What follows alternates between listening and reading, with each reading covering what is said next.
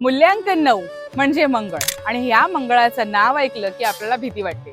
पत्रिकेतील मांगलिक शब्द ऐकला तरीही आपण घाबरतो, कारण मंगळ म्हटलं की राग, अपघात, चिडचिडेपणा यांचं आपल्याला दर्शन घडतं.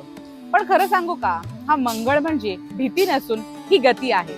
जेव्हा तुमची मंगळाची दशा येते तेव्हा घाबरून न जाता ती वेळ तुमची प्रगतीची असते. तुमचे रिलेशनशिप चांगले करण्यासाठी असते. तुमचं करिअर, तुमचं काम, तुम्हाला नवीन नवीन अपॉर्च्युनिटीज ग्रॅब करण्यासाठी ही वेळ आलेली असते. मंगळाची लोक ही अगदी नैसर्गिकरित्याच एनर्जेटिक असतात. त्यामुळे यांना प्रत्येक वेळेला स्वतःला कामात झोकून द्यायला आवडत असतं आणि ज्या वेळेला काम नसेल तेव्हा मात्र हे बेचैन होतात.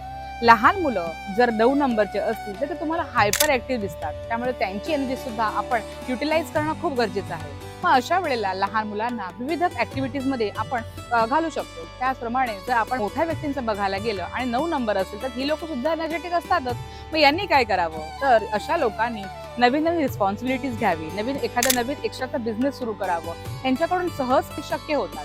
मंगळाची स्थिती आली तर घाबरून न जाता ही आपली वेळ चमकण्याची आहे हे समजून घ्या आणि याचा पुरेपूर फायदा करून घ्या. जर तुम्ही मूल्यांकन 9 आहात आणि तुमची मंगळाची दशा आहे की नाही हे समजून घ्यायचं असेल तर मला तुमची बर्थडे डीएम नक्की करा. मी तुम्हाला सांगेन तुमची कोणती योग्य वेळ चमकण्याची आहे. धन्यवाद.